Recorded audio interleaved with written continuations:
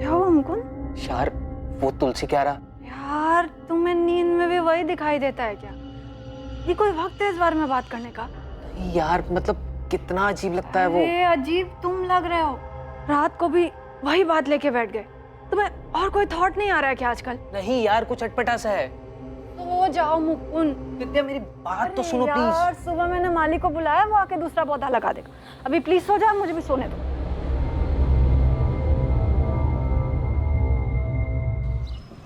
तुलसी का पौधा एक बच्चे की तरह होता है मैडम, बहुत ख्याल रखना पड़ता है। रोज पानी दो, गमले की साफ सफाई रखो और धूप भी मिलती रहनी चाहिए, वरना मुरझा जाती है तुलसी। जी भैया, मैं पूरा ध्यान रखूंगी। हाँ,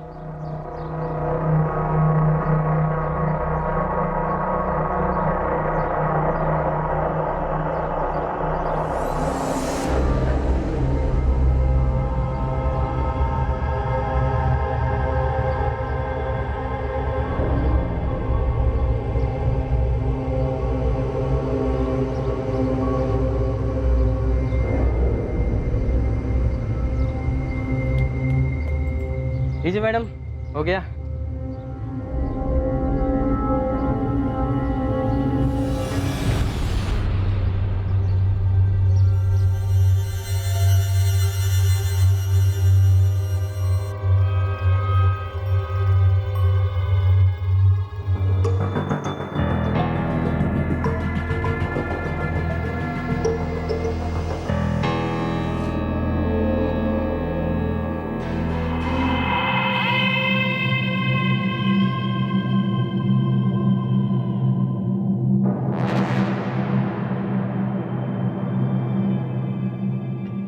विद्या, विद्या, विद्या।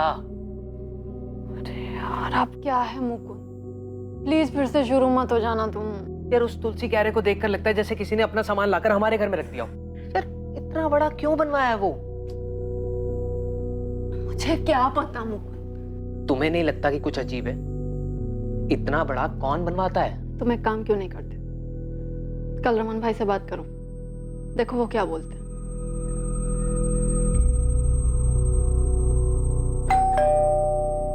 अरे क्या हुआ मुकुंद? अचानक से बुलाया, फोन पे भी कुछ बताया नहीं। कुछ प्रॉब्लम हुआ क्या? नहीं नहीं रमन भाई, कोई प्रॉब्लम नहीं है। आइए ना, अंदर आइए। रमन भाई घर बहुत अच्छा है, सब कुछ ठीक है यहाँ। हाँ हाँ। लेकिन वो बालकनी में। बालकनी में क्या हुआ? आप चलिए ना, मैं दिखाता हूँ आपको। चलो चलो चलो। क्या हुआ बोलो मेरे को। अब ये जो आपने तुलसी के लिए बनवाया है, ये काफी बड़ा है, काफी जगह भी घेरता है और अच्छा भी नहीं लग रहा है। हाँ थोड़ा बड़ा तो है, लेकिन अभी बन गया तो क्या करें बोलो। अगर आप बोले तो हटवा दूं इसे। हटवाओगे मेरे को कोई दिक्कत नहीं है, लेकिन जो भी खर्चा होगा वो तुम देना, मेरे से मत मांग। हाँ हाँ, आप उसकी टेंशन मत लीजिए, मैं देख लूंगा वो सब। ये तोड़ने में जो टाइल वाइल टूटेगा, जो नुकसान होगा, उसका पैसा तुम्हारे डिपॉजिट में से काट लूंगा। आप उसके लिए बेफिक्र रहिए रमन भाई, मैं बहुत ध्यान रखूंगा उस चीज का। हाँ तो फिर करवाओ, चलो चलो। वो तुलसी क्यारा पूरा हटवाने की क्या जरूरत है? 2-3 ब्रिक हटवा के थोड़ा छोटा करवा दो ना बस। क्या दिक्कत है विद्या? अब तो रमन भाई ने परमिशन दे दी है ना।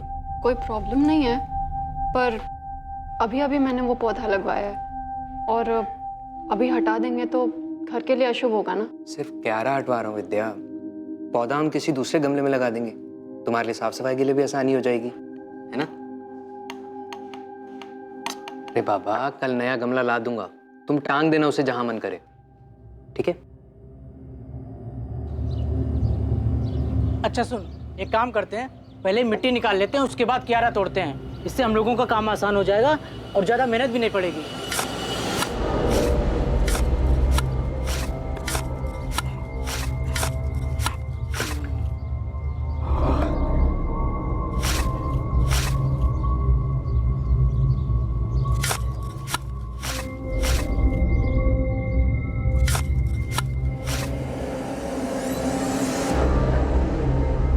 अबे ये क्या है?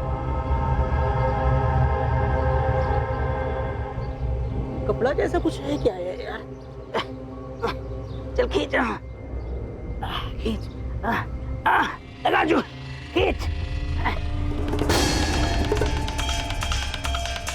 भैया, भाभी, अरे क्या हो गया, क्यों चिल्ला रहे हो? भैया देखो उसमें है क्या अंदर, देखो भाभी देखो।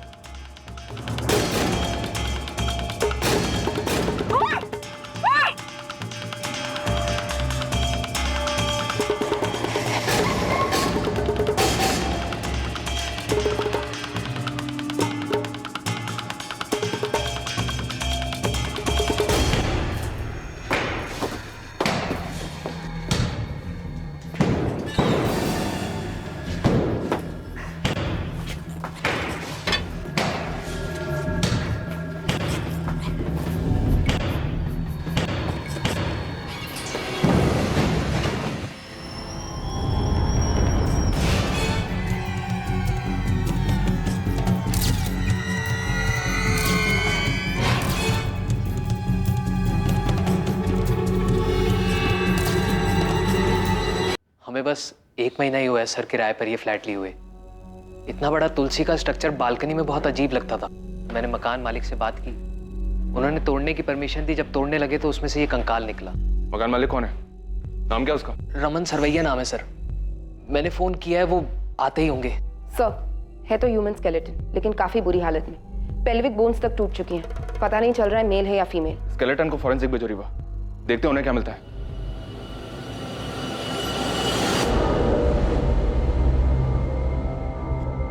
ये कहाँ से लाए तुम लोग? कहाँ से लाए क्या मतलब? अरे हम कहाँ से लाएंगे?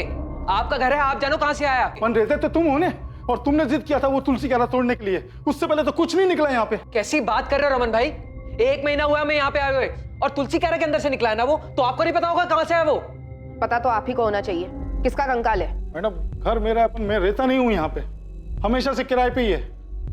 और अब तो किराए पे भी कोई नहीं लेगा, सब डर जाएंगे। कितना नुकसान हो गया मेरा। रमन जी, आपको इस बात का जरा सा भी अंदाजा है कि क्या हुआ यहाँ पे? हाँ, समझ रहे हैं आप इसका मतलब? आपके घर से मानव कंकाल मिला है। किराए की बात तो बहुत दूर रही, हम आपके इस घर को सील करने जा रहे हैं। और चुपचाप हमें यह बताइए, ये कंकाल किसका है और किसने दफनाया इसे यहाँ पे? रमन जी बोलिए, कहां से आया कंकाल? मुझे नहीं मालूम, 10 साल से किराए पे ही है। तो क्या 10 साल पहले दफनाया था इसको? हाँ, पता नहीं। तो फिर ये यहाँ आया कहाँ से? किसने दफनाया? तुलसी क्यारा आप ही ने बनवाया है ना, उसी में से निकला है। नहीं, हाँ, वो हितेश और धर्मेश ने बनवाया तुलसी क्यारा। हितेश, थोड़ा बारीक बारीक काटना। हाँ, नहीं तो करारे नहीं बनेंगे। देखना किसका फोन है। हेलो, तो धर्मेश मैम वो भी बात नहीं कर सकते, वो थोड़ा बिजी हैं। अच्छा, वैसे तुम्हें पता चला कि नहीं, धर्मेश की शादी फिक्स हो गई है। कौन है? आरती। मरवा के मानेगा यार। अच्छा ये लो, धर्मेश से बात करो। देखो कितना शर्मा रहा है, लड़की की फोटो भी नहीं दिखा रहा मेरे को। ये लो बात करो उससे, पूछना इससे कौन है। तू बजिया तन क्या आरती, तुम भी मजाक कर रहा है हितेश? दोनों मामा भांजे थे, लेकिन रहते एकदम दोस्त जैसे थे। करते क्या थे? वो कोई कंसल्टेंसी कंपनी में काम करते थे। ये तुलसी क्यारा किसने बनवाया था, मामा ने या भांजे ने? हितेश, मुझसे हितेश ने बोला था, भांजे ने। रमन भाई रेंट। हाँ। अच्छा वो रमन भाई, एक रिक्वेस्ट है। बोलो बोलो। हम लोग क्या सोच रहे थे कि वो बालकनी में एक तुलसी क्यारा बना लेते हैं। तुलसी क्यारा? जी। हाँ, एक छोटा गमला ले आओ ने, तुम्हारा काम भी हो जाएगा और सस्ते में हो जाएगा। बोलो। नहीं, वो गमला तो बहुत छोटा हो जाएगा ना, तो 2-3 महीने में सूख जाता है। तो फिर हम सोच रहे थे कि थोड़ा बड़ा बना लेते हैं। हाँ, तो कितना बड़ा? आइए आपको मैं दिखाता हूँ।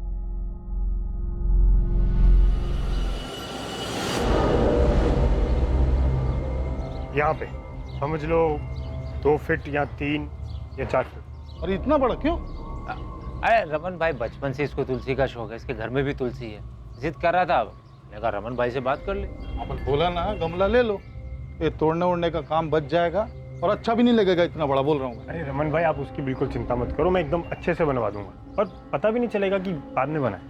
अरे रमन भाई बनवाने दो। प्लीज रमन भाई। अच्छा सुनो, अगर बनवाना है ना तो अपने खर्चे पे बनाना, मैं दूंगा नहीं पैसा एक भी। हाँ, और नुकसान नहीं होना चाहिए कुछ। चलो बनाओ, अगले महीने आता हूँ।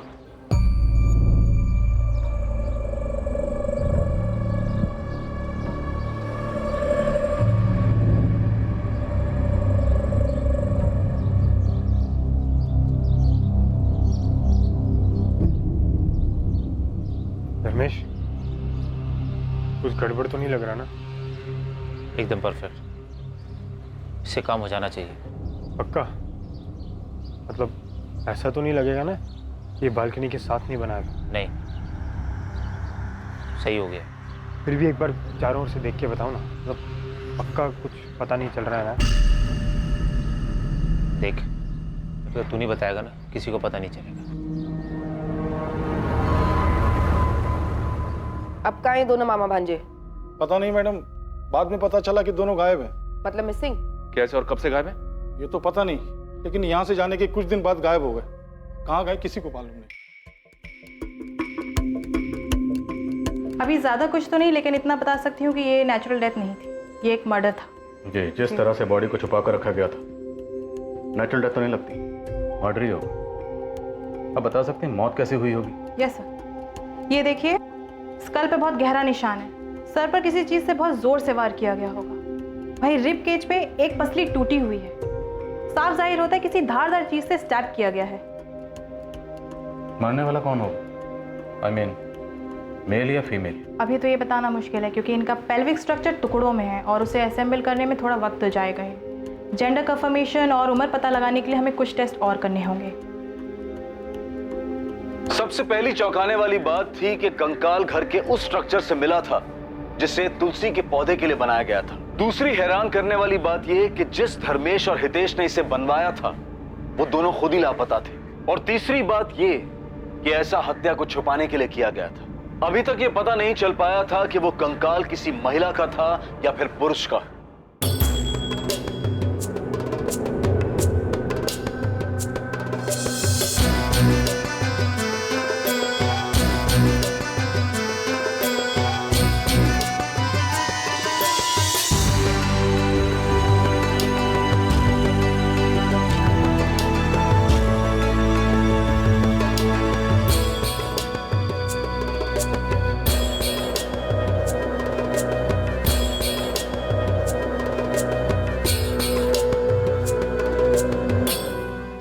घर खाली कब किया उन दोनों ने? सर, अक्टूबर 2017 में। अगस्त 2017 में उन लोगों ने बोला था कि 2 महीने में शिफ्ट कर जाएंगे, और फिर अक्टूबर में खाली कर दिया मकान। हितेश, ये धर्मेश के यहाँ से? वो ऑफिस गया है ना। अच्छा रमन भाई, मैं क्या बोल रहा था कि जो हमारा एग्रीमेंट है ना, वो अक्टूबर में ख़त्म हो रहा है। हाँ, क्यों? नहीं, बस वो हम लोग शिफ्ट करने की सोच रहे थे। ये अचानक से कोई प्रॉब्लम है? नहीं, ऐसा कुछ नहीं है, बस हम लोग थोड़ा बड़ा घर देख रहे हैं अभी। सर, अक्टूबर 2017 में जब एग्रीमेंट खत्म हुआ तो उन लोगों ने मकान खाली कर दिया। धर्मेश आया था चाबी देने के लिए। अरे धर्मेश, नमस्ते। नमस्ते, आओ अंदर आओ। अरे धर्मेश, इतनी सुबह सुबह? वो रमन भाई फ्लैट की चाबी देने। हाँ, लेकिन तुम लोग तो शाम को जाने वाले थे ना? हाँ, बस अभी सुबह जाने का प्लान हुआ, सोचा जाना तो है ही, पूरा दिन आराम करने से अच्छा है अभी निकल लेते। हाँ, अभी आ गए हो तो चाय वाय कुछ पियोगे? नहीं रमन भाई, वो हितेश सामान की गाड़ी के साथ वेट कर रहा है। जा कहाँ रहे हो? अभी तो मैंने और रितेश ने मुंबई जाने का प्लान किया है, देखो क्या होता है। मुंबई सरस छे है, बहुत कुछ है वहाँ, कुछ ना कुछ हो ही जाता है। अच्छा, चलता हूँ। तो वो मामा भांजा दोनों मुंबई से मिसिंग हुए? नहीं, ये तो पता नहीं सर, लेकिन खाली करने के 15 दिन बाद नवंबर 2017 में पार्क चौक पुलिस ने मुझे बुलाया था। अब मैं कैसे बताऊं कि हितेश धर्मेश किधर है? मेरे घर से तो 15 दिन पहले चले गए वो लोग। अब धर्मेश मेरे को बोला कि उसका और हितेश का मुंबई जाने का प्लान है। सर, उन दोनों में से किसी ने हमें कुछ भी नहीं बताया, इसीलिए तो हमने मिसिंग कंप्लेंट भी लिखवाई है। इतना धर्मेश ने मेरे को बताया उतना मैं बता दिया, बाकी मालूम नहीं। धर्मेश ने तुमसे और कुछ कहा था? वो लोग मुंबई में कहाँ जा रहे हैं, वहां जाके क्या करेंगे? सच पूछो तो इतना जोर दे के मैंने पूछा भी नहीं। सर, पिछले 15 दिन से दोनों में से किसी से कोई बात नहीं हो पाती। ना तो मेरे बेटे धर्मेश का फोन लगता है और ना ही मेरे नाती हितेश। सर, मेरी भी हितेश भैया से 15 दिन पहले ही बात हुई थी और उस पर भी वो मैसेजेस से कांटेक्ट में थे। सर ये देखिए, लेकिन इसमें भी भैया ने कभी कहा नहीं कि वो मुंबई जा रही है। जब भी मैं पूछती तो बोलते वो सूरत में ही है। मेरा बेटा धर्मेश भी ऐसे ही कॉन्टेक्ट में था, मैसेज से, लेकिन 15 दिन पहले उसका मोबाइल भी स्विच ऑफ हो गया। रमन, ये सब कुछ तेरे घर से जाने के बाद ही हुआ है, और सिर्फ तू है जो कह रहा है कि वो लोग बॉम्बे गए हुए। सच सच बता, कहाँ है वो दोनों? मुझे क्या मालूम धर्मेश ने मुझे ही मुंबई जाने के बारे में क्यों बोला। तो वैसे भी वो मेरे फ्लैट पे किराए पे रहता था, कोई मेरे साथ नहीं रहता था। अक्टूबर में उसका एग्रीमेंट खत्म हो गया तो वो लोग खाली कर दिए। वो हितेश और धर्मेश के खाली करने के बाद यानी अक्टूबर 2017 से लेके अभी कुछ दिनों तक 2 अलग अलग लोग किराए पे रहे उस मकान में, और उनके खाली करने के बाद ये मुकुंद और विद्या आए थे। सर 1 महीने के लिए भी खाली नहीं रहा। बहुत लकी मकान है वो। तुम्हारे उसी लकी मकान में से कंकाल निकला है? हाँ सर निकला है सर, सबको ये खबर भी हो गई है। तो समझ नहीं आ रहा मैं क्या करूं। सबको पता चल गया, कोई किराए पे भी नहीं रहेगा वहां, और बेचूंगा तो बिकेगा भी नहीं वो।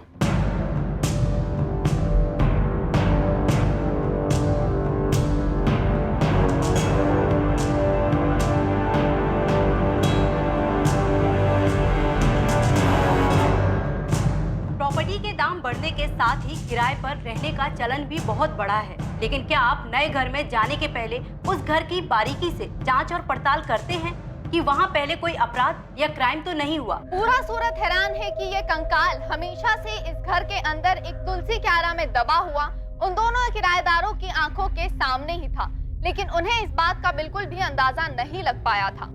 तुलसी क्यारा यहाँ रहने वाले 2 पुराने किराएदारों ने बनवाया था, जो कि खुद भी अभी लापता है।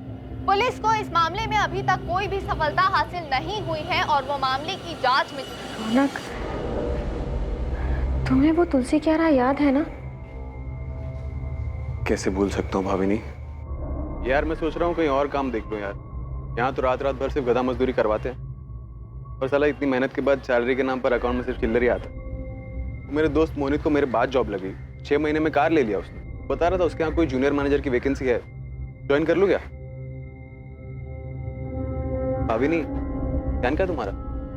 कुछ नहीं रौनक, बस मैं यही सोच रही थी कि बालकनी में इतना बड़ा तुलसी क्यारा बनवाने की क्या जरूरत थी। हद है यार, मतलब मैं क्या पूछ रहा हूँ, तुम क्या बोल रही हो यार? इस हैरत अंगेज क्राइम की पल पल की खबर हम आप तक पहुंचाते रहेंगे, बने रहिए हमारे साथ। हितेश और धर्मेश के बाद जो किराएदार रहने के लिए आए थे, क्या नाम बताया उनका? वो रौनक और भाविनी सर। अभी कहाँ है? एड्रेस तो नहीं पता सर, लेकिन सूरत में ही है कहीं। फोन नंबर तो होगा? जी। धर्मेश और हितेश को अब ढूंढना मुश्किल होगा शायद। हम लोग हर जगह देख चुके, मुंबई पुलिस की भी मदद ली थी, इनके फोटोज और डिटेल्स वहां भी भिजवाए, लेकिन कुछ निकला नहीं। तो क्या केस वैसे ही रह गया? और कर भी कह सकते, किसी करीबी को कोई अंदाजा नहीं, और दोनों की फैमिलीज को कुछ भी नहीं पता।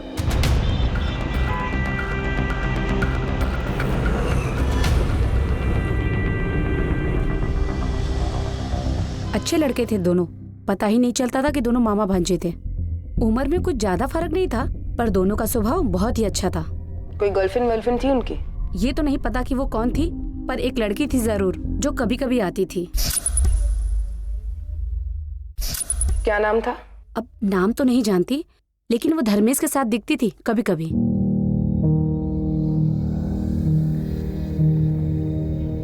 लता बहन कैसे हैं आप? मजा मा धर्मेश, तू कैसा है? एकदम अच्छा।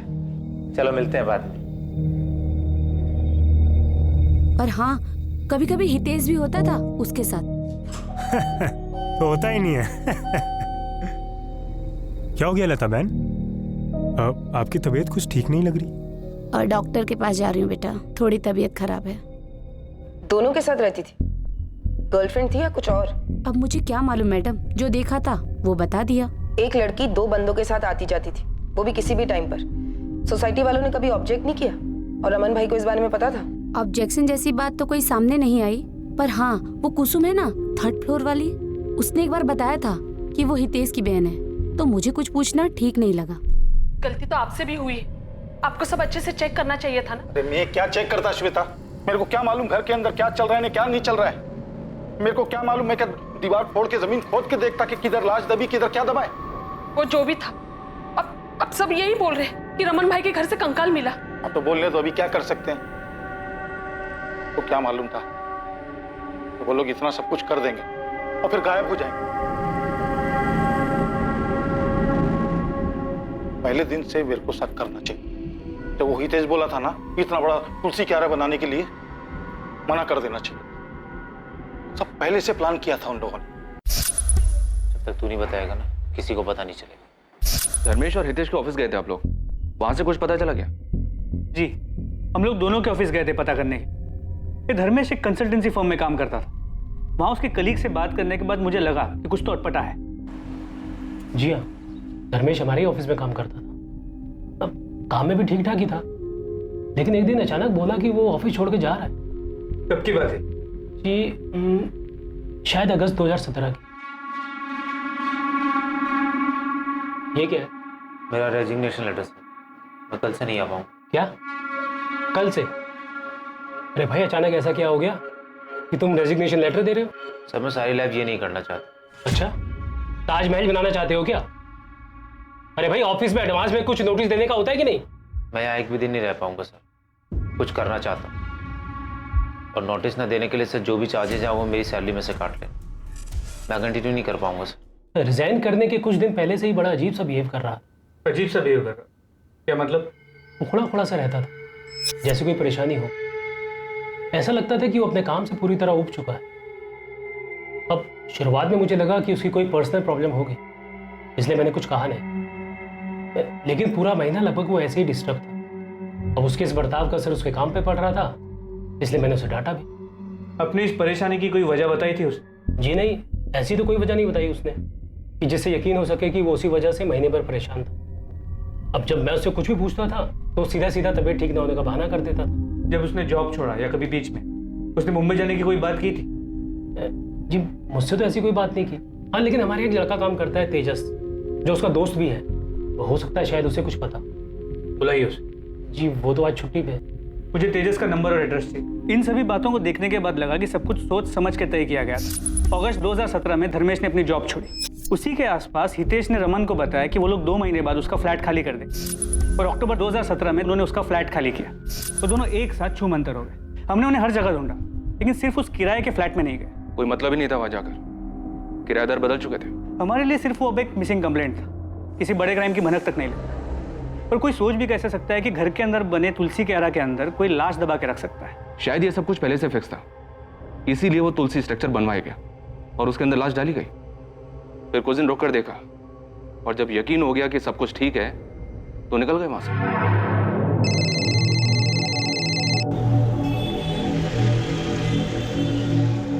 अरे वाह, बोलो। सर धर्मेश और हितेश के एसके अपार्टमेंट वाले पड़ोसियों से बात हुई। पता चला है किसी लड़की का उनके घर आना जाना था। लड़की कौन थी वो? नाम एड्रेस कुछ पता चला क्या? नहीं, अब तक नहीं सर। ठीक है, पता करो। किसी लड़की के बारे में पता चला था आप लोगों को जो उनके घर आती जाती हो? हाँ, इन्वेस्टिगेशन के दौरान एक आरती चावड़ा का नाम सामने आया था। धर्मेश के दोस्त तेजस ने भी उसके बारे में बताया।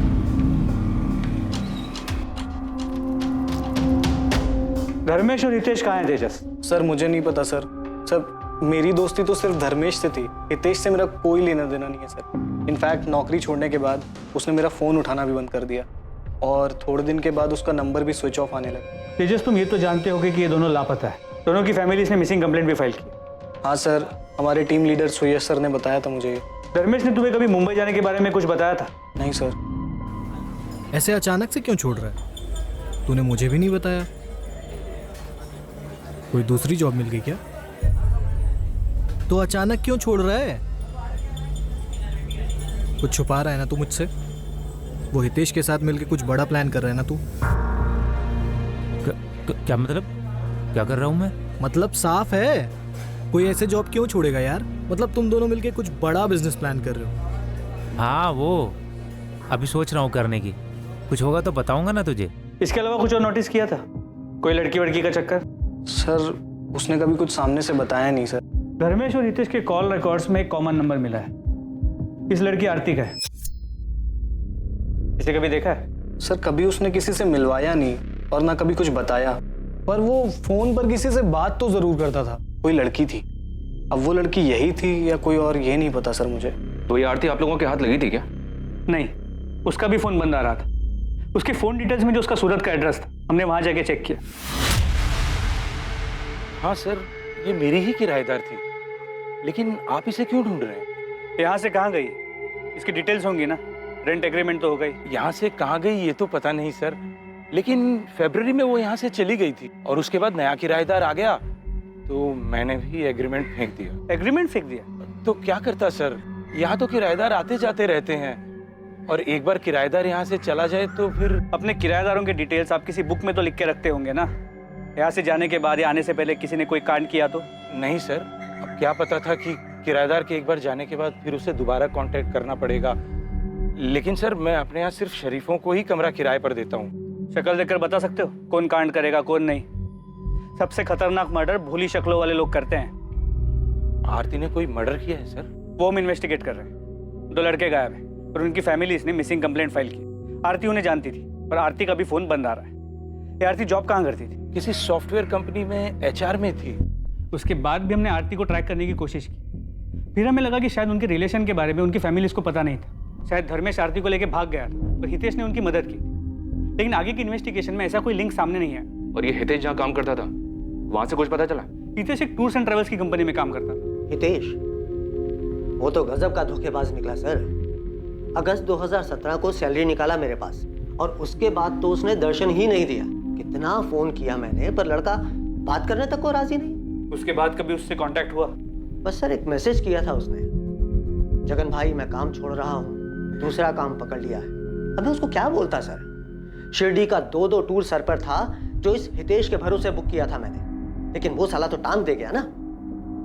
हितेश की बहन नमिता, माँ सरला, पिता दलपत, धर्मेश के पेरेंट्स कोकिला और हसमुख, उन दोनों की खोज खबर लेने के लिए महीनों तक फोन करते रहे। शुरू में तो वो हर हफ्ते पुलिस स्टेशन आते थे, फिर वक्त भी था तो आना बंद किया, पर पूरे 1 साल तक वो लोग फोन करते रहे। और शायद वो लोग भी ये बात समझ गए, इसलिए अक्टूबर 2018 के बाद उन्होंने कभी फोन नहीं किया। इतनी इन्वेस्टिगेशन की आप लोगों ने, कहीं किसी मोड़ पर आपको ऐसा लगा क्या कि ये दोनों किसी गलत काम में थे? सुनील, ऑफ द रिकॉर्ड कहूँ तो एक पल के लिए लगा था कि इन लोगों ने ऐसा ही कोई क्राइम किया है और इसीलिए भाग रहे हैं। लेकिन ये प्रूव करने के लिए हमारे पास कोई भी सुराग नहीं था और फिर हम दूसरे केसेस में बिजी हो गए। लेकिन हमें कभी भी ऐसा नहीं लगा था कि इन्होंने उस किराए के फ्लैट में इतना बड़ा कांड करके लाश को दफन किया। यस, अगर वो कंकाल सामने नहीं आता तो किसी के लिए भी इस बात का अंदाजा लगाना बहुत मुश्किल था। हम लोग हार्डन क्रिमिनल्स पे नजर रख के क्राइम को कंट्रोल कर सकते हैं, लेकिन कोई ऐसे लोगों का क्या करे? इनके तो घर वालों को भी नहीं पता होता कि इनके दिलों में क्या चल रहा है। बादशाह पुलिस को उनकी तहकीकात में कोई लीड नहीं मिली? नहीं सर, कोई लीड नहीं मिली। लेकिन यह भी अजीब है सर कि हितेश और धर्मेश के बाद रौनक और भाभी उसी घर में किराए पर रहे पर उन्हें भी कोई स्मेल नहीं आई। पक्का बहुत मेहनत की होगी सर दोनों ने लाश को छिपा कर रखने में। ये भी मेक श्योर किया होगा कि कोई स्मेल ना आए। पूरी तसल्ली करने के बाद ही घर छोड़ा होगा।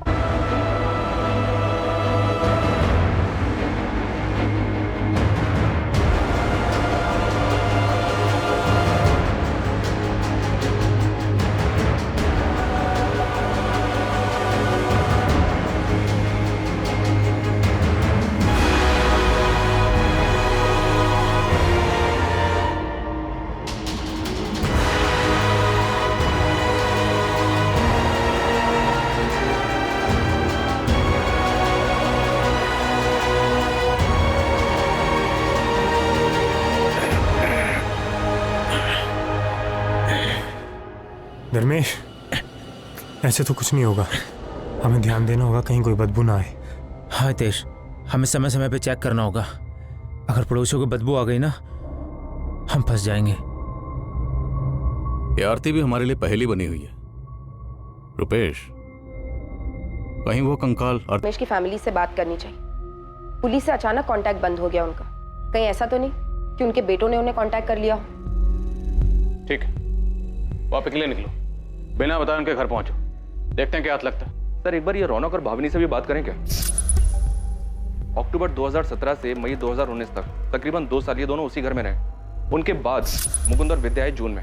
रौनक और भावनी से पूछते हैं सर, क्या उन्हें कभी कोई स्मेल नहीं आई? बुलाओ उन दोनों को भी, उनके पास भी कोई ना कोई कहानी तो होगी सुनाने के लिए। इस हत्याकांड में शक की सुई अब हितेश और धर्मेश पर थी और अभी तक पुलिस को इसका भी कोई अंदाजा नहीं था कि मरने वाले की पहचान क्या थी। वो सिर्फ अंदाजा लगा रहे थे कि विक्टिम शायद आरती थी, जिसे दोनों ही सस्पेक्ट जानते थे। लेकिन उसकी हत्या क्यों हुई थी, इसकी भी अभी तक कोई वजह सामने नहीं आ पाई थी। क्या वाकई में पुलिस का यह अंदाजा सही था? क्या सच में ऐसा ही हुआ था, या कहानी में कोई तीसरा एंगल भी था जिसमें न मारने वाले का पता था और न मरने वाले का?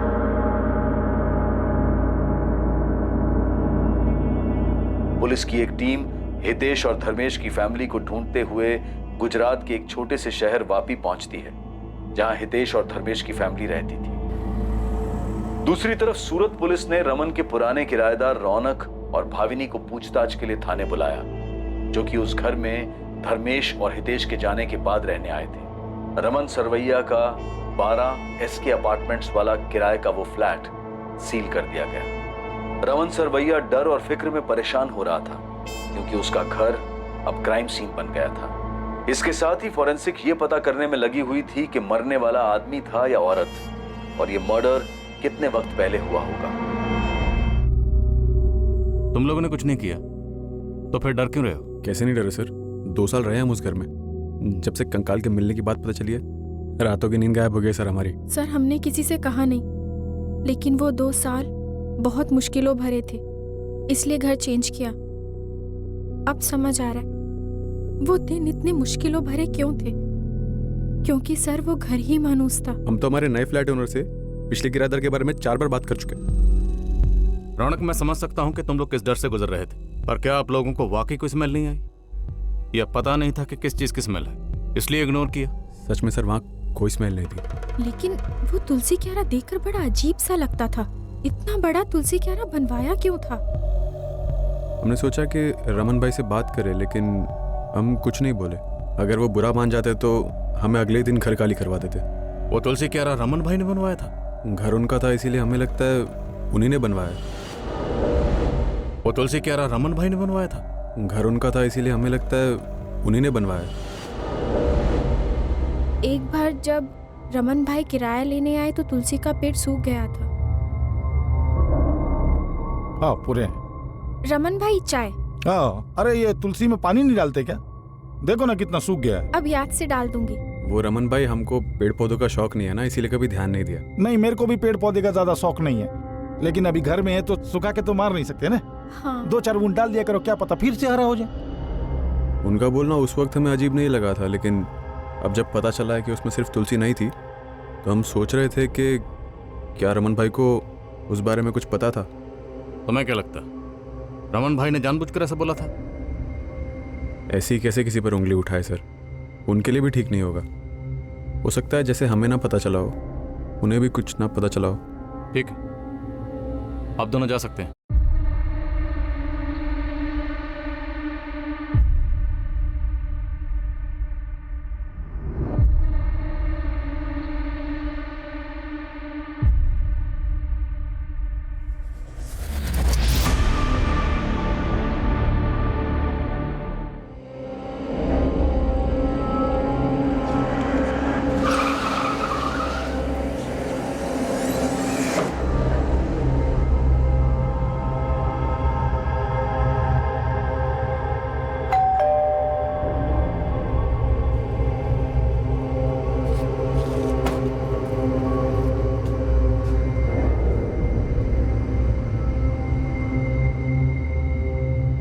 वो दोनों जिस घर में रहते थे वहां से कंकाल मिला हमें। उस घर में तुलसी, क्यारा, धर्मेश और हितेश नहीं बनवाया था।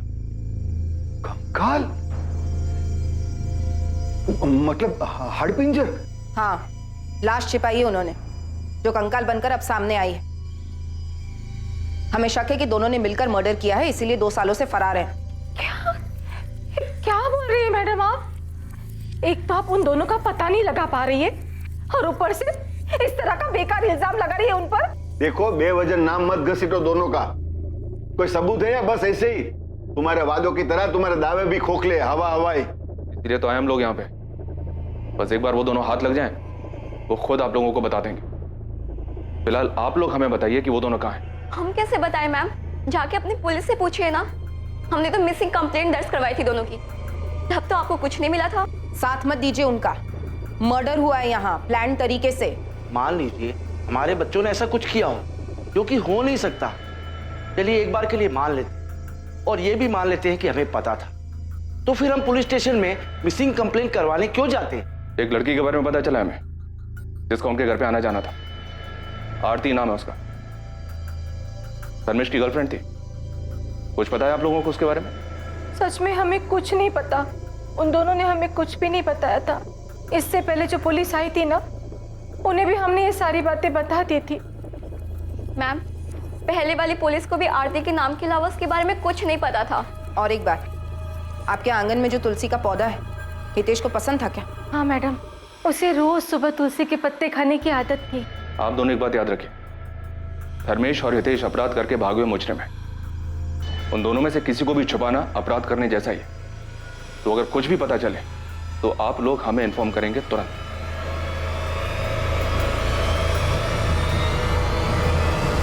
डॉक्टर, कोई नई इन्फॉर्मेशन? जी बिल्कुल, मैं आपको बता सकती हूँ कि मरने वाला कोई मेल था और उसकी उम्र तकरीबन 24 से 30 वर्ष रही होगी। और मौत कितना अर्सा पहले हुई थी? हमने जो बोन टेस्ट किए हैं उससे तो यही पता चलता है कि स्केलेटन 2 से 4 साल पुराना है। सर, अभी तक उस घर में 4 किराएदार रह चुके हैं। पहले धर्मेश और हितेश, और उनके बाद भाविनी और रौनक। पता नहीं किसने किसको मारा है। मुझे नहीं लगता रौनक और भावनी ने किसी को मारा, क्योंकि उनसे बातचीत में ऐसा कुछ सामने नहीं आया। ये तो अजीब ही है सर। अभी तक तो हम इस मामा भांजे की जोड़ी को सस्पेक्ट मान के चल रहे थे कि इन्होंने शायद किसी लड़की को मारा था और शायद वो आरती होगी, लेकिन यहाँ तो मामला ही उल्टा निकला। तो फिर मरा कौन था सर? नहीं, जो भी हो, इतना तो है कि ये जुर्म तब हुआ जब उस घर में ये मामा भांजा दोनों रह रहे थे। वो दोनों गायब है, तो इन दोनों का इस जुर्म से कोई ना कोई ताल्लुक तो है। जी सर, मुझे भी ऐसा ही लगता है। वो तुलसी क्यारा भी उन दोनों की करामात थी, और उन दोनों के वापी वाले घर में भी हमने तुलसी क्यारा देखा। इस बात के चांसेस ज्यादा हैं कि इन दोनों ने किसी तीसरे को मारा, जो कि मेल था। या ये भी हो सकता है कि मामा भांजा की आपस में किसी बात को लेकर खटास रही और हितेश ने धर्मेश को मार डाला, क्योंकि रमन को वो तुलसी क्यारा बनाने के लिए हितेश ने अप्रोच किया था।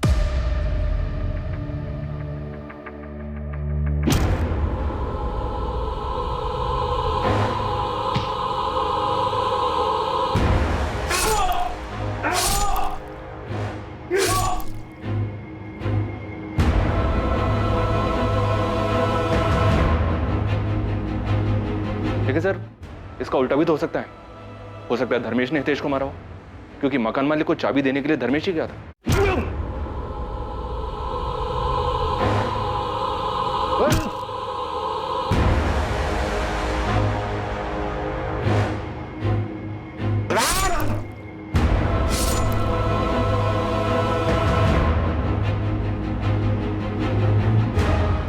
दोनों ना से ही कोई एक तो पकड़ में आए जो हमें सच बता सके कि असल में वहां हुआ क्या, या फिर हमें ये आरती मिल जाए।